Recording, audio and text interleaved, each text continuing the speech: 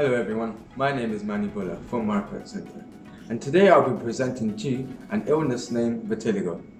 Vitiligo is known as a long-term condition that affects the most areas of the skin. However, it is commonly found on the face, neck and hands. It starts off as a pale patch and is gradually converted into a completely white patch.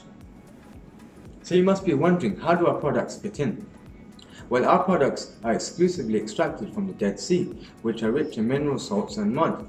These mineral salts contain potassium, magnesium and bromine. Bromine is found to relieve stress in the skin, which enables skin healing.